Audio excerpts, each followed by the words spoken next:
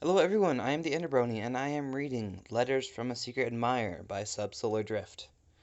Chapter 2. The Plot Thickens. Several days later. Twilight Sparkle was not a morning pony.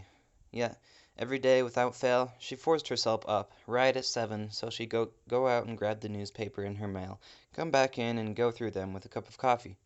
It was torture, but it was routine and had to be done. It has to be done at that time. She set her mail down on the table. Still somewhat brain-dead, she shuffled over to her coffee pot and poured herself a cup.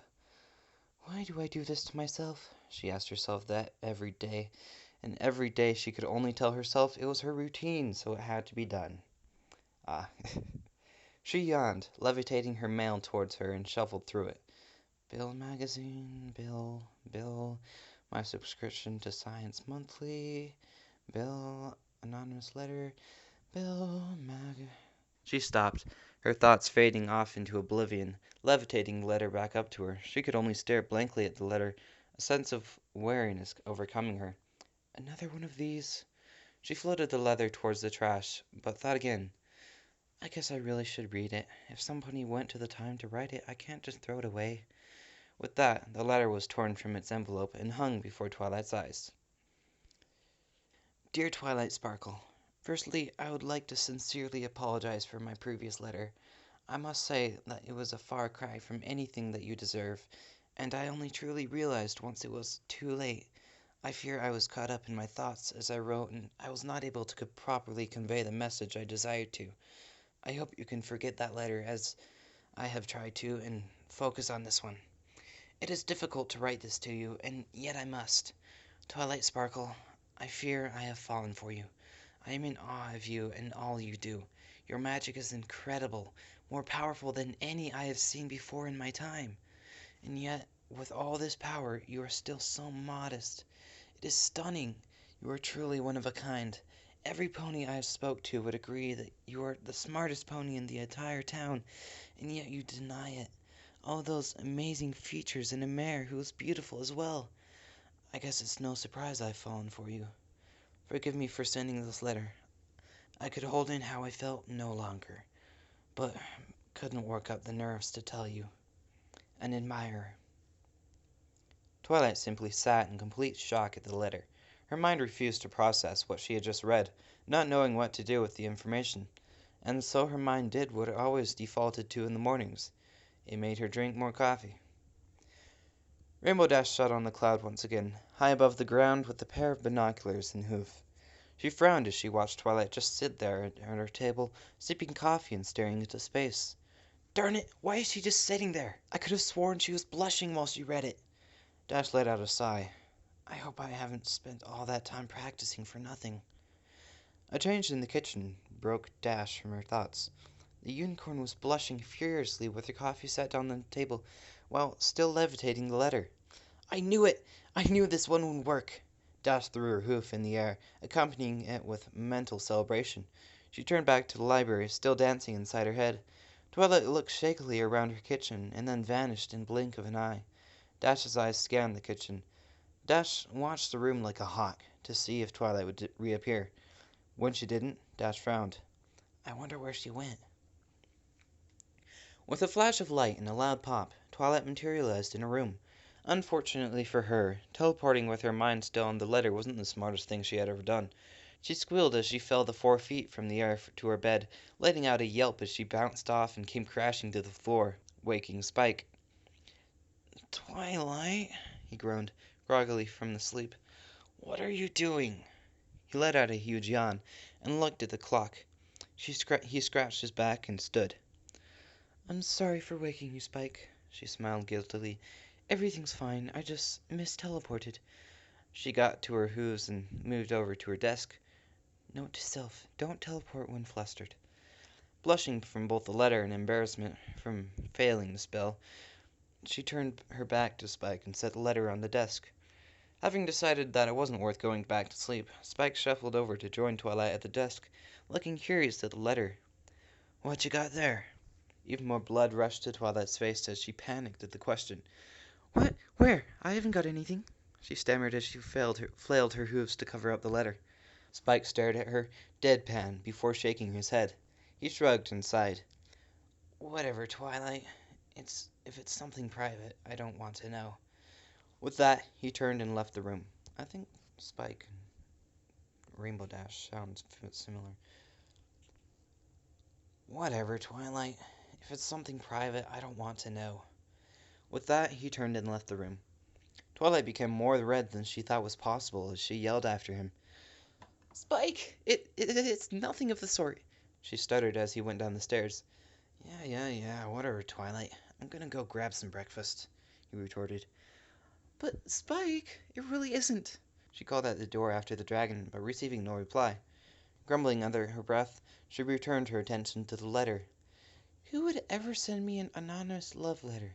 She looked over the letter again, checking to see if she'd missed a return address or anything of the sort, but her search brought no results. Well, whoever this pony is, they sure are flattering. They make me out to be some kind of amazing pony. She looked carefully down the letter, still thinking. Either way, it's kind of nice to know that some pony likes me. She took the letter and placed it inside a drawer in her desk. She smiled as she put it away, and that smile stayed with her the whole day. The next evening, Dash sat down at her desk with great gusto. She had a fresh stack of paper, a copious supply of ink, and a nice set of quills, which she produced from the quill shop. She still felt kind of guilty about the quills, but she shrugged it off. It's not like I won't pay for them. I just don't get paid till Friday, and bits don't grow on trees. With that settled, she cracked her neck, took a deep breath in, and began to write. Dear Twilight, she mumbled, voice somewhat muffled by the quill in her mouth. She often spoke aloud to help her think. Whether she was reading or writing, everything just seemed to flow better when she spoke it to herself. The words flowed smoothly, but she couldn't help but feel something was off. She'd followed all the book's advice. She had been formal, kind, and flattering. She had used all the correct grammar and punctuation, but something still felt wrong. Once again, Dash put herself in Twilight's place and imagined getting the letter. Dash groaned as she realized the problem. Of course, you idiot, she chastised herself. It's not personal enough. If you're writing a love letter, you'll have to be all sweet and personal, Dash. Dash grabbed the papers, still dampened with ink, crumpled it, and chucked it in her trash can. It bounced off the side and went in. A quick victory celebration later, and she was back to work. Alright, if I was Twilight Sparkle, and I got a random love letter, what would I want it to say? She closed her eyes and focused on what would make her, and by extent Twilight, happy. A soft smile found its way to her face, and her muscles relaxed ever so slightly. She knew what to write, and she knew that Twilight would adore it. I can't wait to see the look on her face when she reads this one, Dash cackled. She grabbed the next piece of paper and began to write, not with haste, but with a patience and calmness nearly no one had ever seen Rainbow ever exude. She smiled as she wrote, enjoying the flow of the words onto the paper.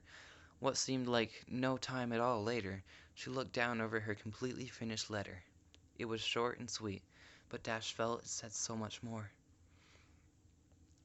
Dear Twilight, you are a lighthouse on a dark stormy night, a beacon that calls me towards you, one that promises safety soon, but warns of danger. There is a dark sea between us, fraught with sharp rocks and vicious creatures. All I want is to reach that promised land, and you lead my way. I heed your call and try to come close, but the rocks scrape at me and the creatures nip at my hooves, and so I must stay in the darkness far from you, always yearning for the light and its warm embrace. An admirer. Perfect, Dash grinned. It's short and sweet. This is the one. With that, she folded up the letter, placed it in its envelope, and sealed it away. With a yawn, she headed off to the bed, the last of her business for the day finished. The last thought that went through her head before sleep claimed was that Twilight's blush would be the cutest thing when she read that letter. That night, she dreamed of Twilight Sparkle, rough seas, and soft sands. The next morning. Spike yawned as he walked down the stairs, his stomach begging to be fed. He glanced out the window and stared in shock at the sun well on its way to its zenith. How can it be this late without Twilight waking me up? As he reached the bottom of the stairs, he stopped dead in his tracks. Something has to be wrong. She'd never let me sleep in this late. He slowly made his way to the kitchen, shaking slightly. Did some pony break in? Did they hurt Twy? What if she'd been pony-napped? I'll have to get every pony together, and then we'll go on and fin... He opened the door and looked in. Well, that was a little too easy. There Twilight sat at the table, her jaw agape, her eyes slightly glazed over, staring at a letter on her table. Deciding to make the best of the situation, he headed to the cupboards and grabbed a couple gems.